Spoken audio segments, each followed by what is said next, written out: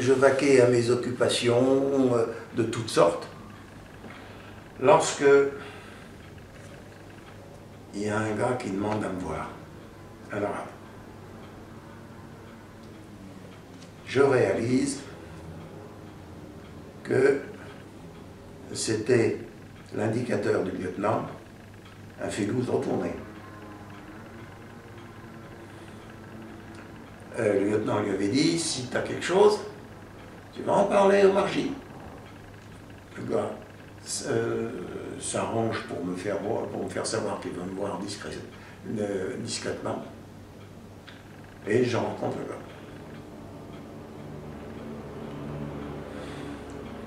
Le gars me dit, j'ai un renseignement capital à te donner. Ouais. Il fait, vas-y. Il dit, oui, mais enfin, je te demanderai quand même une contrepartie. Qu'est-ce que tu me demanderas? Je te demanderai un peu d'argent. D'accord. D'accord. C'était sensationnel. Hein. Quand je suis allé demander de l'argent au capitaine, j'ai voulu lui expliquer pourquoi. Il m'a dit, je ne veux pas savoir. Je ne veux pas savoir. Ça, c'est des affaires entre vous et le chef de corps, je ne veux pas savoir. Bon. Mais il m'a donné l'argent. Alors, il m'a expliqué. Boumedienne, il avait son effectif qui enflait. Qu'est-ce qu'il faisait? Il faisait des recrues à Beaune.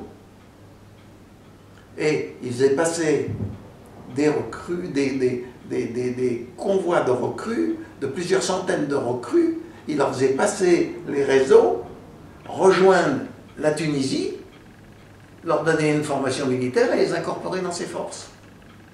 Et depuis des mois, l'état-major s'arrachait les cheveux en disant comment il peut faire passer à notre insu des recrues. Et le gars me dit, il les fait passer à la Tour de Mer. Je ne connaissais pas la Tour de Mer. Je lui dis, je te remercie, je te reverrai, je te donnerai, on se mettra d'accord, sinon on est d'accord. Ne connaissant pas la Tour de Mer, j'ai sorti une carte d'état-major, j'ai étudié le truc. J'ai vu que c'était l'endroit où la ligne Maurice finissait. Et je me suis renseigné, j'ai interrogé je ne sais pas qui. Et à cet endroit-là, ils avaient construit une énorme tour, les Français, dans laquelle ils avaient installé une section entière avec tout l'armement, avec des projecteurs, etc. Et puis, ils avaient prolongé un réseau inerte de plusieurs centaines de mètres dans la mer. Mais vous savez qu'en Méditerranée, il y a quand même de petites marées. Hein? Bon, et puis tout ça ne se faisait pas tous les jours. Alors qu'est-ce qu'ils faisaient? Ils cherchaient une période où la mer était basse, où la nuit était sombre, et puis ils passaient à l'extrême limite avec la flotte. Jusque-là, de toute manière, ils avaient assimilé les méthodes indo-chinoises et ils savaient respirer au bout d'un bambou.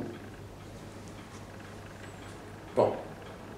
Alors, je suis resté plusieurs heures à dire qu'est-ce que je fais de ce renseignement. Il n'est pas recoupé. Qu'est-ce que je peux en faire? Est-ce qu'il est sérieux? Et puis au bout de 2 heures, je me suis décidé, j'ai dit je vais le faire passer aux échelons supérieurs, mais je ne vais pas lui donner la force maxima, mais je vais quand même bien le classer. Et j'ai rempli mon document. Il y avait un formulaire spécial pour ça. Et c'était une affaire entre l'officier de renseignement et le chef de corps, donc faisant fonction, je suis allé trouver le chef de corps, qui a regardé ça en ouvrant des yeux comme ça, et qui a signé les papiers, il m'a dit faites partir de Jones. j'ai fait partir. Et j'ai appris plus tard, étant démobilisé par un copain que j'ai rencontré en France, à Lyon. Le renseignement est arrivé au deuxième bureau de la deuxième dîme. Le chef du deuxième bureau a fait un bond dans son fauteuil, est allé trouver le chef d'état-major. Le chef d'état-major, puisqu'il se posait des questions depuis des mois, le chef d'état-major a fait un bond encore plus important et est allé trouver le général Aéré qui commandait la division, futur commandant en chef en Algérie et futur chef d'état-major qui s'est tué en avion. Moyennant quoi, il paraît, c'est le copain qui m'a raconté ça, il était bien placé pour le savoir, que Aéré, apprenant ça, a dit nom de Dieu, cette nuit, une escorte, je me rends moi-même à la Tour de Mer, voir ce qui se passe. La nuit était sombre, etc. Il est arrivé à la Tour de Mer, tout le monde pionçait, y compris l'officier qui commandait la Tour de Mer. Je ne sais pas le sort qu'il a eu. Des Arabes avaient fini par suspecter l'Indique, le rebelle retourné. Et ils sont venus le dénoncer. À partir de ce moment-là, je me suis trouvé devant la méga affaire dans le pétrin. Alors je suis allé trouver le lieutenant des transmissions. Et je lui ai dit, voilà, c'est mon lieutenant, maintenant ça me dépasse, hein, je peux pas... Je prends les choses en main, gamin. Mais moi, je connais pas vos histoires de... Alors vous allez m'expliquer, bon, j'ai passé peut-être une demi-heure avec ce lieutenant, je vais tout expliquer. Quand ça a été fini, il m'a dit, voilà ce qu'on va faire. Cette nuit, la nuit prochaine, vous allez faire une vague d'arrestation. Vous allez arrêter tous les suspects, tous ceux que vous connaissez comme des sympathisants de l'OPA,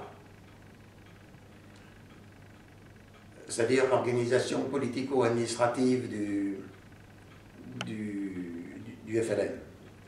Vous allez les coffrer, vous allez dans le lot mettre votre indicateur, vous allez amener tout ça et moi je vais mener des interrogatoires. Puis on organisera les choses, votre indicateur on va le mettre à l'abri, quelque part, loin d'ici, et